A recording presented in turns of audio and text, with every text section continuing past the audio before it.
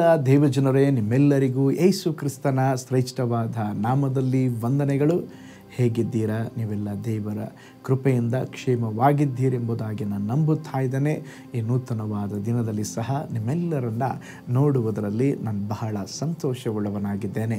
Shalom, ನಿಮಗೆ ಸಮಾಧಾನವಾಗಲಿ. ಈ ದಿನ ದೇವರ ವಾಕ್ಯದ ಜ್ಞಾನಕ್ಕಾಗಿರುವಂಥ ವಿಷಯ, ದೇವ ಮಕ್ಕಳು ಚಾಡಿ ಹೇಳಬಾರದು. ಅದಕ್ಕೆ ಆಧಾರವಾಗಿ ಜ್ಞಾನೋಕ್ತಿಗಳ ಪುಸ್ತಕ 26:20 ವಚನ, ಕಟ್ಟಿಗೆ ಇಲ್ಲದಿದ್ದರೆ ಬೆಂಕಿ ಆರುವುದು, ಚಾಡಿಗೋರನು ಇಲ್ಲದಿದ್ದರೆ ಜಗಳ ಶಮನವಾಗುವುದು. ನೋಡ್ರಿ, ಇಲ್ಲಿ ಓದಿದ ವಾಕ್ಯ ಭಾಗದಲ್ಲಿ ನೋಡುತ್ತಾ ಇದ್ದೇವೆ, ಕಟ್ಟಿಗೆ ಇಲ್ಲದಿದ್ದರೆ ಬೆಂಕಿ ಆರ್ತದಂತೆ, ಚಾಡಿಗೋರನು ಇಲ್ಲದಿದ್ದರೆ ಜಗಳ ಶಮನವಾಗುವುದೆಂಬುದಾಗಿ ನೋಡುತ್ತಿದ್ದೇವೆ. ದೇವ ಮಕ್ಕಳು ಚಾಡಿ ಹೇಳಬಾರದು. ಅವರ ಬಗ್ಗೆ ಇವರ ಬಗ್ಗೆ ಸುಮ್ಮನೆ ಮಾತನಾಡಬಾರದು. ನಮ್ಮ ಮನೆಯಲ್ಲಿ, ನಮ್ಮ ಸಂಬಂಧಿಕರಲ್ಲಿ, ನಮ್ಮ ಕೆಲಸದ ಸ್ಥಳಗಳಲ್ಲಿ ರಾಜಕೀಯ ಜಗಳಗಳು, ಗೊಂದಲಗಳು, ಒಡಕುಗಳು, ಘರ್ಷಣೆಗಳು, ಅನೇಕ ಸಂಗತಿಗಳನ್ನು ನೋಡುತ್ತೇವೆ. ಇದಕ್ಕೆಲ್ಲ ಒಂದು ಪ್ರಮುಖ ಕಾರಣವೇನಂತ ಹೇಳಿದ್ರೆ ಚಾಡಿ ಹೇಳುವಂಥದ್ದು. ಆದರೆ ವಾಕ್ಯ ಹೇಳುತ್ತದೆ, ಚಾಡಿಗೋರನು ಇಲ್ಲದಿದ್ದರೆ ಜಗಳ ಶಮನವಾಗುತ್ತದೆ.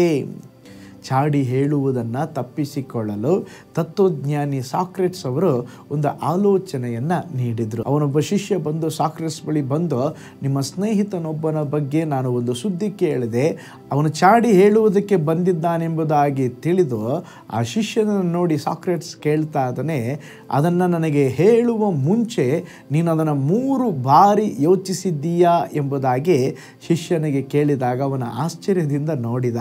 ಆಗ ಅವನಿಗೆ ಹೇಳ್ದ, ನೀನು ನನಗೆ ಹೇಳಲು ಹೊರಟಿರುವುದು 100% ಸತ್ಯನಾ? 2, ನೀನು ಹೇಳಲು ಹೊರಟಿರುವುದು ಅದರಲ್ಲಿ ಒಳ್ಳೆಯದಿದೆಯಾ? 3ನೇದು, ನೀನು ಈ ಹೇಳುವಂಥ ಸಂದೇಶ ಯಾರಿಗಾದರೂ ಉಪಯುಕ್ತವಾಗುತ್ತಾ ಇದೆಯಾ? ಈಗ ನನಗೆ ಹೇಳಲಿಕ್ಕೆ ಹೊರಟಿರುವಂಥ ಸಂದೇಶ ಅದು ಯಾರಿಗಾದರೂ ಉಪಯುಕ್ತವಾಗಲಿದೆಯಾ?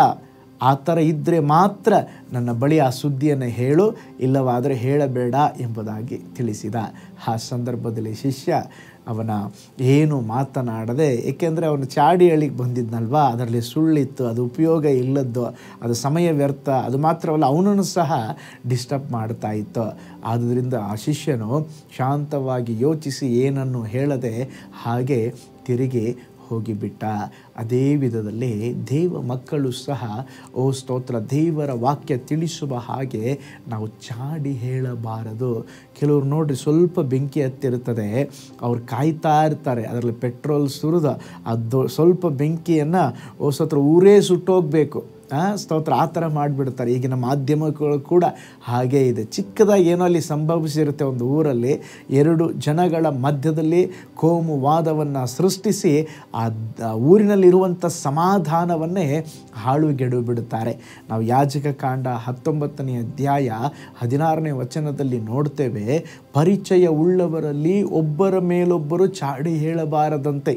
ಪೌಲನು 2 ಕೊರಿಂಥ ಬರೆದ ಪತ್ರಿಕೆಯಲ್ಲಿ ಅವನು ಸ್ತೋತ್ರ ಒಂದು ದೊಡ್ಡ ಪಾಪದ ಲಿಸ್ಟ್ ಹೇಳುವುದನ್ನು ನಾವು ನೋಡ್ತೀವಿ. ಅದರಲ್ಲಿ ಒಂದು ಪಾಪ ಚಾಡಿ ಹೇಳುವಂಥದ್ದು.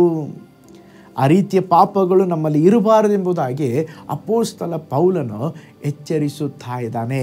ಪ್ರೀತಿಯುಳ್ಳ ದೇವಜನರೇ, ಚಾಡಿ ಹೇಳುವ ಪಾಪ ನಿಮ್ಮೊಳಗಿದೆಯಾ ಎಂಬುದಾಗಿ ಯೋಚಿಸಿಕೊಳ್ಳ್ರಿ.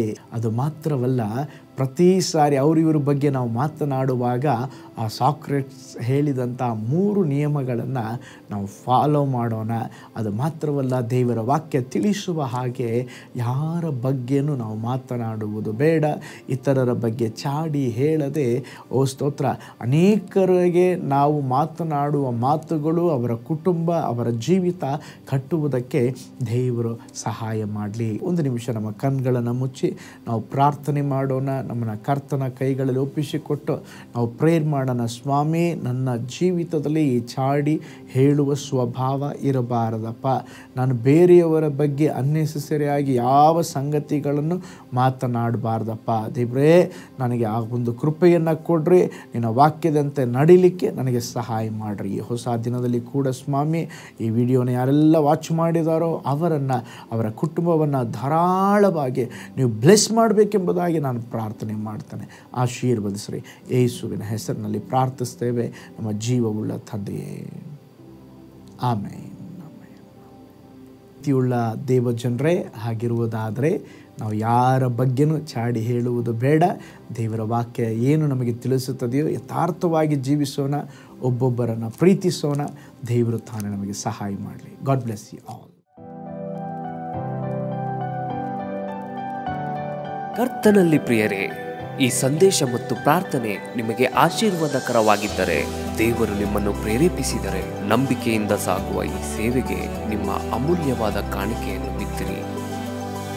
ಪ್ರೀತಿಯ ದೇವಜನರೇ, ವಾಯ್ಸ್ ಆಫ್ ಹೋಪ್ ಮಿನಿಸ್ಟ್ರಿಯ ವತಿಯಿಂದ ಕೋರಮಂಗಲದಲ್ಲಿ ಪ್ರತಿ ಭಾನುವಾರ ಬೆಳಿಗ್ಗೆ 9:30ಕ್ಕೆ ಕನ್ನಡ ಆರಾಧನೆ ನಡೆಯುತ್ತಿದೆ. ಆತ್ಮಭರಿತವಾದ ಆರಾಧನೆ, ಮನಮುಟ್ಟುವ ಸಾಕ್ಷಿ, ಬಲಪಡಿಸುವ ದೇವ ಸಂದೇಶ. ಬನ್ನಿ, ನಮ್ಮೊಂದಿಗೆ ಭಾಗಿಯಾಗಿ ಕರ್ತನನ್ನು ಆರಾಧಿಸಿರಿ. ನೂತನ ತಿಂಗಳ ಆಶೀರ್ವಾದ ಕೂಟ ಪ್ರತಿ ತಿಂಗಳು ಮೊದಲ ದಿನ ಸಂಜೆ 7 ಗಂಟೆಗೆ. ಪ್ರತಿ ತಿಂಗಳು 2ನೇ ಶನಿವಾರ ಬಿಡುಗಡೆ ಉಪವಾಸ ಪ್ರಾರ್ಥನೆ ಕೂಟ ಬೆಳಿಗ್ಗೆ 10:30ಕ್ಕೆ. ನಿಮಗಾಗಿ ಪ್ರಾರ್ಥಿಸಬೇಕೆ? ನಿಮಗೆ ಯಾವುದಾದರೂ ಪ್ರಾರ್ಥನೆ ಮನವಿಗಳು ಇರುವುದಾದರೆ ಕೆಳಗಿನ ನಂಬರ್ಗೆ ಕರೆ ಮಾಡಿ ಅಥವಾ ವಾಟ್ಸಪ್ ಮಾಡಿ. ಈ ಆತ್ಮಿಕ ಸಂದೇಶಗಳು ನಿಮಗೆ ಆಶೀರ್ವಾದಕರವಾಗಿದ್ದರೆ ಲೈಕ್ ಮಾಡಿರಿ. ಇಂಥ ಅದ್ಭುತ ಸಂದೇಶ ಪ್ರತಿದಿನ ನೋಡಲು ಬಯಸುವುದಾದರೆ ಸಬ್ಸ್ಕ್ರೈಬ್ ಮಾಡಿ ಹಾಗೂ ಇತರರೊಂದಿಗೆ ಶೇರ್ ಮಾಡಿರಿ. ಕರ್ತನು ನಿಮ್ಮನ್ನು, ನಿಮ್ಮ ಕುಟುಂಬವನ್ನು ಆಶೀರ್ವದಿಸಲಿ.